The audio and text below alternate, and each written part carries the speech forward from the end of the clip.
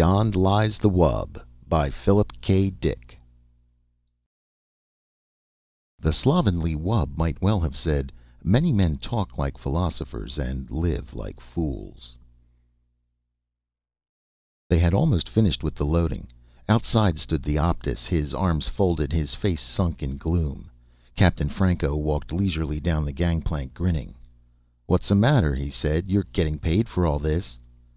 The Optus said nothing. He turned away, collecting his robes. The captain put his boot on the hem of the robe. "Just a minute. Don't go off. I'm not finished." "Oh?" The Optus turned with dignity. "I am going back to the village." He looked toward the animals and birds being driven up the gangplank into the spaceship. "I must organize new hunts." Franco lit a cigarette. "Why not? You people can go out into the veldt and track it all down again, but when we run out halfway between Mars and Earth." The Optus went off, wordless. Franco joined the first mate at the bottom of the gangplank. "How's it coming?" he said. He looked at his watch. "We got a good bargain here." The mate glanced at him sourly. "How do you explain that?" "What's the matter with you? We need it more than they do." "I'll see you later, Captain."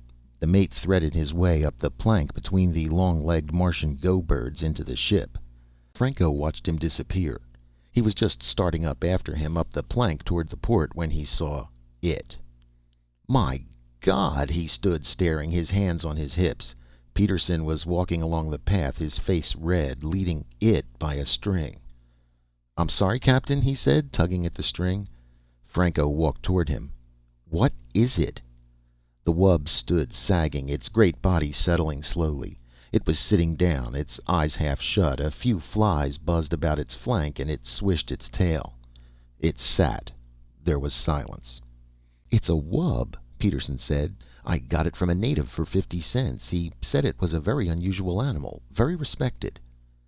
"This?" Franco poked the great sloping side of the wub. "It's a pig, a huge dirty pig." "Yes, sir, it's a pig. The natives call it a wub." "A huge pig. It must weigh 400 pounds." Franco grabbed a tuft of the rough hair. The wub gasped, its eyes opened, small and moist, then its great mouth twitched. A tear rolled down the wub's cheek and splashed on the floor. "Maybe it's good to eat," Peterson said nervously. "We'll soon find out," Franco said. The wub survived the takeoff, sound asleep in the hold of the ship. When they were out in space and everything was running smoothly, Captain Franco bade his men fetch the wub upstairs so that he might perceive what manner of beast it was. The wub grunted and wheezed, squeezing up the passageway. "Come on," Jones grated, pulling at the rope. The wub twisting, rubbing its skin off on the smooth chrome walls. It burst into the anteroom, tumbling down in a heap. The men leaped up. "Good Lord," French said. "What is it?" "Peterson says it's a wub," Jones said. "It belongs to him." He kicked at the wub. The wub stood up, unsteadily, panting. "What's the matter with it?" French came over. "Is it going to be sick?" They watched. The wub rolled its eyes mournfully. It gazed around at the men. "I think it's thirsty," Peterson said. He went to get some water. French shook his head. "No wonder we had so much trouble taking off. I had to reset all my ballast calculations." Peterson came back with the water. The wub began to lap gratefully, splashing the men. Captain Franco appeared at the door. "Let's have a look at it." He advanced, squinting critically. "You got this for 50 cents?" "Yes, sir," Peterson said. "It eats almost anything. I fed it on grain and it liked that, and then potatoes and mash and scraps from the table and milk.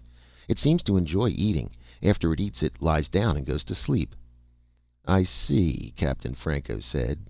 "Now as to its taste. That's the real question. I doubt if there's much point in fattening it up any more. It seems fat enough to me already. Where's the cook? I want him here. I want to find out." The wub stopped lapping and looked up at the captain. "Really, Captain," the wub said, "I suggest we talk of other matters." The room was silent. "What was that?" Franco said. "Just now." "The wub, sir," Peterson said. "It spoke." They all looked at the wub. "What did it say? What did it say?" "It suggested we talk about other things." Franco walked towards the wub. He went all around it, examining it from every side. Then he came back over and stood with the men. I wonder if there's a native inside it, he said thoughtfully. Maybe we should open it up and have a look. Oh, goodness, the wub cried. Is that all you people can think of, killing and cutting? Franco clenched his fists. Come out of there, whoever you are. Come out. Nothing stirred. The men stood together, their faces blank, staring at the wub. The wub swished its tail. It belched suddenly. I beg your pardon, the wub said. I don't think there's anyone in there, Jones said in a low voice. They all looked at each other. The cook came in. You wanted me, Captain, he said. What's this thing? This is a wub, Franco said. It's to be eaten. Will you measure it and figure out... I think we should have a talk, the wub said. I'd like to discuss this with you, Captain, if I might. I can see that you and I do not agree on some basic issues. The captain took a long time to answer. The wub waited good-naturedly, licking the water from its jowls. Come into my office, the captain said at last. He turned and walked out of the room. The wub rose and padded after him. The men watched it go out. They heard it climbing the stairs. I wonder what the outcome will be, the cook said. Well, I'll be in the kitchen. Let me know as soon as you hear. Sure, Jones said. Sure. The wub eased itself down in the corner with a sigh. You must forgive me, it said. I'm afraid I'm addicted to various forms of relaxation. When one is as large as I... The captain nodded impatiently. He sat down at his desk and folded his hands. All right, he said. Let's get started. You're a wub, is that correct? The wub shrugged. I suppose so. That's what they call us. The natives, I mean. We have our own term. And you speak English. You've been in contact with Earthmen before? No. Then how do you do it? Speak English? Am I speaking English? I'm not conscious of speaking anything in particular. I examine your mind. My mind? I studied the contents, especially the semantic warehouse, as I refer to it. I see, the captain said. Telepathy, of course. We are a very old race, the wub said. Very old and very ponderous. It is difficult for us to move around. You can appreciate that anything so slow and heavy would be at the mercy of more agile forms of life. There was no use in our relying on physical defenses. How could we win? Too heavy to run, too soft to fight, too good-natured to hunt for game. How do you live? Plants, vegetables. We can eat almost anything. We're very Catholic. Tolerant, eclectic, Catholic. We live and let live. That's how we've gotten along. The wub eyed the captain. And that's why I so violently objected to this business about having me boiled.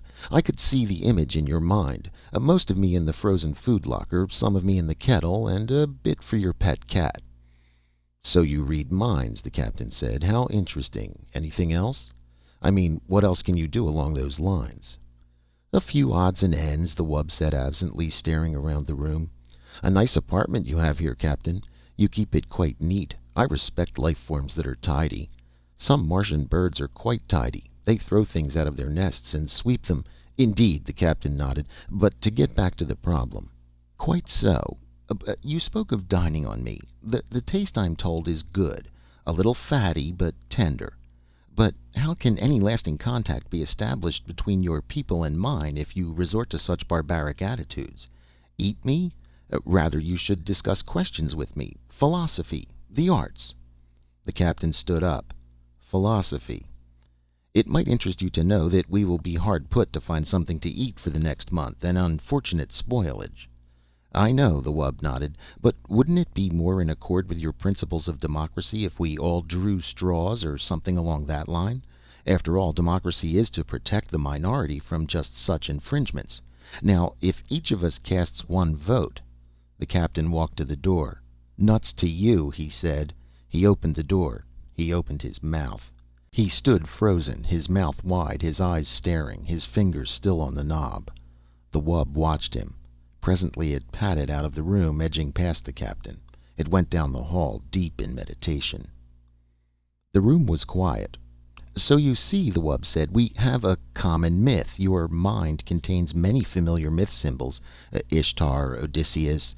Peterson sat silently staring at the floor. He shifted his chair. Go on, he said. Please go on. I find in your Odysseus a figure common to the mythology of most self-conscious races. As I interpret it, Odysseus wanders as an individual aware of himself as such. This is the idea of separation from family and country, the process of individuation. But Odysseus returns to his home. Peterson looked out of the port window at the stars, endless stars burning intently on the empty universe. Finally, he goes home. As must all creatures. The moment of separation is a temporary period, a brief journey of the soul. It begins, it ends. The wanderer returns to land and race. The door opened. The wub stopped, turning its great head. Captain Franco came into the room, the men behind him. They hesitated at the door. "Are you all right?" French said. "Do you mean me?" Peterson said, surprised. "Why me?" Franco lowered his gun. "Come over here," he said to Peterson. "Get up and come here." There was silence. "Go ahead," the wub said. "It doesn't matter." Peterson stood up. "What for?" "It's an order." Peterson walked to the door. French caught his arm. "What's going on?" Peterson wrenched loose. "What's the matter with you?" Captain Franco moved towards the wub. The wub looked up from where it lay in the corner, pressed against the wall. "It is interesting," the wub said, "that you are obsessed with the idea of eating me. I wonder why." "Get up," Franco said. "If you wish." The wub rose, grunting. "Be patient. It's difficult for me." It stood, gasping, its tongue lolling foolishly. "Shoot it now," French said. "For God's sake!" Peterson exclaimed. Jones turned to him quickly, his eyes gray with fear. "You didn't see him. Like a statue, standing there, his mouth open. If we hadn't come down, he'd still be there." "Who? The captain?" Peterson stared around. "But he's all right now." They looked at the wub, standing in the middle of the room, its great chest rising and falling. "Come on," Franco said. "Out of the way." The men pulled aside toward the door. "You are quite afraid of me, aren't you?" the wub said. "Have I done anything to you? I am against the idea of hurting. All I have done is try to protect myself. Can you expect me to rush eagerly to my death?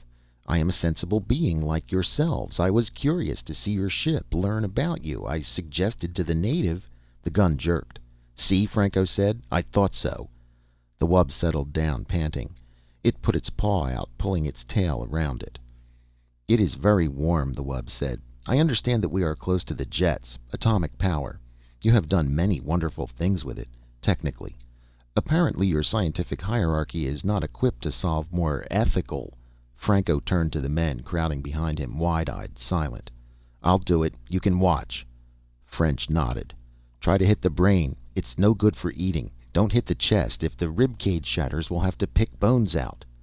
"Listen," Peterson said, licking his lips. "Has it done anything? What harm has it done? I'm asking you. And anyhow, it's still mine. You have no right to shoot it. It doesn't belong to you." Franco raised his gun. "I'm going out," Jones said. His face was white and sick. "I don't want to see it." "Me too," French said. The men straggled out, murmuring. Peterson lingered at the door. "It was talking to me about myths," he said. "It wouldn't hurt anyone." He went outside. Franco walked toward the wub. The wub looked up slowly. It swallowed. "A very foolish thing," it said. "I am sorry that you want to do it. There was a parable that your savior related." It stopped, staring at the gun. "Can you look me in the eye and do it?" the wub said. "Can you do that?" The captain gazed down. "I can look you in the eye," he said. "Back on the farm we had hogs, dirty razorback hogs. I can do it." Staring down at the wub, into the gleaming moist eyes, he pressed the trigger. The taste was excellent. They sat glumly around the table, some of them hardly eating at all. The only one who seemed to be enjoying himself was Captain Franco. "More?" he said, looking around. "More? And some wine, perhaps?" "Not me," French said. "I think I'll go back to the chart room." "Me too." Jones stood up, pushing his chair back. "I'll see you later." The captain watched them go. Some of the others excused themselves. "What do you suppose the matter is?" the captain said. He turned to Peterson. Peterson sat staring at his plate, at the potatoes, the green peas, and the thick slab of tender, warm meat. He opened his mouth. No sound came. The captain put his hand on Peterson's shoulder. "It's only organic matter now," he said. "The life essence is gone." He ate, spooning up the gravy with some bread. "I myself love to eat. It is one of the greatest things that a living creature can enjoy. Eating, resting, meditation, discussing things. Peterson nodded. Two more men got up and went out. The captain drank some water and sighed. "Well," he said, "I must say that this was a very enjoyable meal. All the reports I had heard were quite true. The taste of wub, very fine, but I was prevented from enjoying this pleasure in times past." He dabbed at his lips with his napkin and leaned back in his chair. Peterson stared dejectedly at the table. The captain watched him intently. He leaned over. "Come, come," he said. "Cheer up. Let's discuss things." He smiled. "As I was saying before I was interrupted, the role of Odysseus in the myths." Peterson jerked up, staring. "To go on," the captain said. Odysseus, as I understand him." End of Beyond Lies the Wub by Philip K. Dick.